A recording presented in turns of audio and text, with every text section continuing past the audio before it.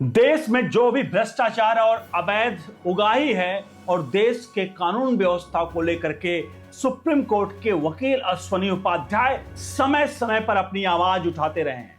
और आपको याद होगा हर बारी में सबसे प्रमुख मांग थी कि झूठी एफआईआर पर कोर्ट से सजा हो अगर कोई झूठी एफआईआर इस पर दर्ज कराए। इन सबके बीच में, इस मुहिम के बीच में आपको दिखाने जा रहे हैं सुप्रीम कोर्ट के वकील अश्वनी उपाध्याय ने कैसे खोला है पूरा मोर्चा और डीएमएसपी से लेकर के देश में चल रहे भ्रष्टाचार का कच्चा चिट्ठा खोला है। 100 रुपए से ऊपर की नोट बैन करने की क्या बात है और 10 साल से ऊपर की सजा की बात क्या की है। झूठी एफआईआर पर 10 साल से ऊपर की सजा की बात क्या है इसमें कही गई है, आपको दिखाते हैं। आपसे अनुरोध है वीडियो को लाइक शेयर जरूर करेगा। हम देश हित में काम कर रहे हैं। नीचे दिए नंबर्स पर सहायता राशि गूगल पे, फोन पे, पेटीएम के माध्यम से जरूर भेजें। सुने अश्वनी उपाध्याय का। अगर आप समर्थन करते हैं तो एक लाइक और कमेंट बॉक्स में आपकी राय जरूर चाहिए। अगर आप सहमत हैं, सुनिए आखिरकार क्या कुछ कह रहे हैं अश्वनी उपाध्याय। हमारा थाना घूसखोरी, कमीशनखोरी, दलाली का अड्डा है और चीन, जापान, सिंगापुर का थाना प्राथमिक सुरक्षा केंद्र है। हमारे यहाँ ईमानदार लोग थाने जाने से डरते हैं। बेईमान, गुंडे, बदमाश, मवाली हमेशा थाने में बैठे रहते हैं। चीन, जापान, सिंगापुर में ईमानदार आराम से थाने चले जाते हैं और गुंडे, बदमाश की थाने में आने की हिम्मत नहीं पड़ती। हमारे यहाँ झूठी शिकायत होती है, झूठी जांच होती है, झूठी गवाही होती है और झूठी चार्जशीट भी फाइल कर दी जाती है। चीन, जापान, सिंगापुर में न झूठी शिकायत होती है, न झूठी जांच होती है, न झूठी गवाही होती है और न झूठी चार्जशीट फाइल की जाती है। हमारे यहाँ एफआईआर लिखवाने के लिए कई बार आपको सांसद विधायक से सिफारिश करवानी पड़ती है। चीन, जापान, सिंगापुर में जाइए, आप लिख के दीजिए, तुरंत शिकायत हो जाए, तुरंत एफआईआर आपका दर्ज हो जाएगा। हमारे यहाँ जांच सालों साल चलती रहती है। खासतौर पर नेताओं की, नौकरशाहों की जांच तो पूरी होती नहीं है। कई बार तो ऐसा होता है जिसके खिलाफ मुकदमा लिखा गया वो खुद ही खत्म हो जाता है, उसके बाद जांच अपने आप बंद हो जाती है। चीन, जापान, सिंगापुर में 1 महीने 2 महीने के अंदर जांच पूरी हो जाती है। हमारे यहाँ हर प्रदेश की पुलिस का अलग रवैया होता है। केरल की पुलिस के अलग बिहेवियर है, यूपी का पुलिस अलग तरीके से काम करती है, दिल्ली पुलिस अलग तरीके से काम करती है। चीन, जापान, सिंगापुर, पूरे देश में पुलिस का व्यवहार एक समान होता है। हमारे यहाँ सत्ता बदलते ही पुलिस का व्यवहार बदल जाता है। यूपी में भी अखिलेश की सरकार में अलग व्यवहार रहता है पुलिस का। बाबा जी आ गए, योगी जी, तो पुलिस का व्यवहार अलग है। ममता जी थी बंगाल में तो पुलिस का व्यवहार अलग था, जब से शुभेंदु जी आए पुलिस का व्यवहार अलग हो गया। तो सत्ता बदलते ही पुलिस का व्यवहार बदल जाता है। चीन, जापान, सिंगापुर, अमेरिका, इजराइल, कोई प्रधानमंत्री हो जाए, कोई राष्ट्रपति हो जाए, किसी की सत्ता आ जाए, पुलिस के रवैये में कोई चेंज नहीं आता। पुलिस उसी तरीके से काम करती रहती है, पुलिस उससे प्रभावित नहीं होती सत्ता से। हमारे यहाँ फर्जी इनकाउंटर होता है, चीन, जापान, सिंगापुर में फर्जी इनकाउंटर नहीं होता।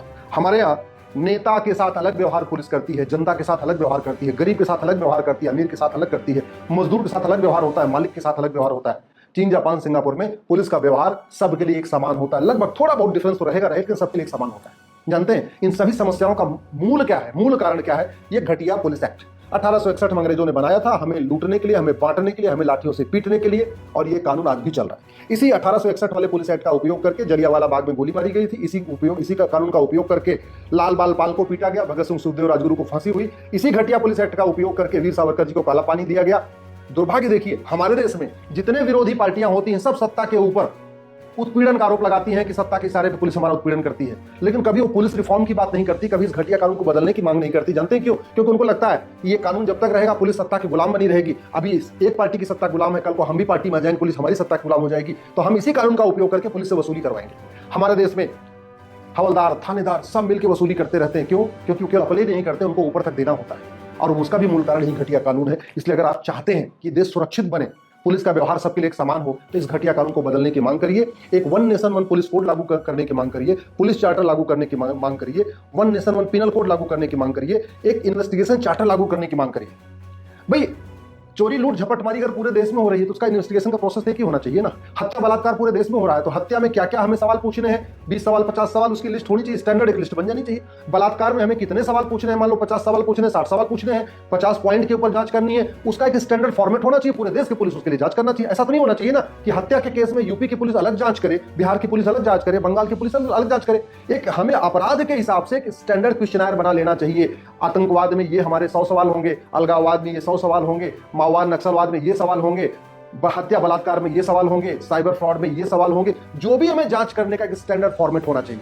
इसी तरीके से कि स्टैंडर्ड एविडेंस, हमें एविडेंस चार्टर होना चाहिए हमारे पास पूरे देश में कि किस अपराध में क्या क्या एविडेंस इकट्ठा करना है, किस अपराध में क्या क्या हमें बिंदुओं के ऊपर सबूत इकट्ठा करना है, उसका एक स्टैंडर्ड फॉर्मेट होना चाहिए, जिससे आप सबूत के अभाव में कोई दोषी छूट ही ना पाए। अभी तो होता क्या है कि पुलिस पैसा ले लेती है, स्टैंडर्ड फॉर्मेट है नहीं, हर जो आईओ है, जो हर जांच करने वाला अपने हिसाब से जांच कर देता है। जब उसको पैसा मिल जाता है तो पैसा जिस काम के लिए मिलता है, पैसा अगर गलत जांच करने के लिए मिलता है तो गलत जांच कर देता है, पैसा सही जांच करने के लिए मिलता है तो सही जांच कर देता है। कुल मिला के वो पैसा लेता ही लेता है, सही जांच करने का भी पैसा लेता है, गलत जांच करने का भी पैसा लेता है। चीन, जापान, सिंगापुर में ऐसा नहीं होता है। और यहाँ इसलिए हो रहा है कि ना हमारे पास पुलिस चार्टर है, ना हमारे पास एविडेंस चार्टर है, ना हमारे पास इन्वेस्टिगेशन चार्टर है, ना पुलिस की अकाउंटेबिलिटी, रिस्पॉन्सिबिलिटी फिक्स करने के लिए हमने कोई प्रोसेस अपनाया है। तो मनमानी चल रही है, फिर वही मनमानी चलती जा रही है। अगर हमें वास्तव में इस देश में रूल ऑफ लॉ कायम करना है तो सबसे पहले हमें ये जो भारतीय न्याय संहिता बनी है ना, इसको हटा के जैसे अमेरिका का ये फेडरल पिनल कोड है ना, ऐसा one nation one penal code लागू करना चाहिए। ये जो हमने घटिया 50 कानूनों का मकरजाल बना रखा है, उस मकरजाल को बंद करना चाहिए। जैसे यूएस में ये फेडरल पिनल कोड है, आपको दिख रहा होगा, इसमें हर अपराध का एक चैप्टर है। हमारे देश में हर अपराध का एक अलग कानून है, जैसे घूसखोरी का अलग कानून, जमाखोरी का अलग कानून, मिलावटखोरी का अलग कानून, कालाबाजारी अलग कानून। तो हमने 50 घटिया कानूनों का मकरजाल बना रखा है। यूएस में क्या किया उन्होंने, 50 कानून नहीं बनाए, एक ही किताब बनाई, एक ही कानून बनाया, इसी में 150 चैप्टर बना दिए। और चैप्टर वाइज फायदा क्या होता है, अल्टीमेटली सजा होगी कि नहीं होगी इस बात पे डिपेंड करता है कि एफआईआर कैसा लिखा गया है। एफआईआर लिखने वाला कौन होता है, सिपाही। सिपाही की क्वालिफिकेशन क्या है, 10वीं पास।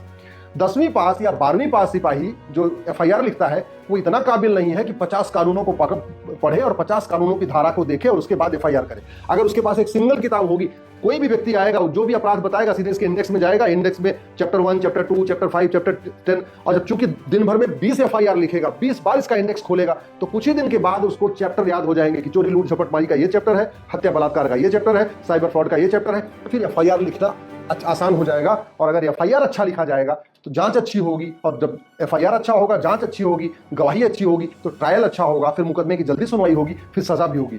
साथ ही साथ अब समय आ चुका है कि इस कानून में हमारे देश में झूठी शिकायत, झूठी जांच, झूठी गवाही को सीरियस क्राइम डिक्लेयर कर दें।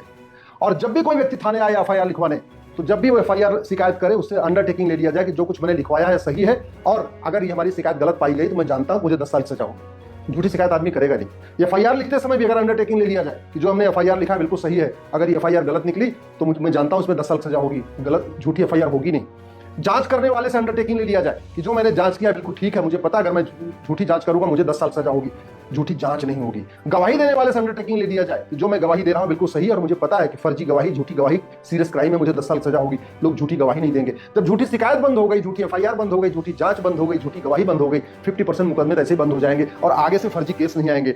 साथ ही साथ हर जिले में एक फॉरेंसिक लैब बनाई जाए, हर जिले में बाकायदा narco polygraph brain mapping test करने के लिए लैब की व्यवस्था हो, फॉरेंसिक जांच की व्यवस्था हो, डीएनए सैंपलिंग की व्यवस्था हो, जो कॉल डेटा होता है, लोग एक दूसरे से बात करते हैं, कॉल रिकॉर्डिंग का वो पूरी एग्जामिन करने की प्रोसेस हो, हर जिले में एक जांच हो।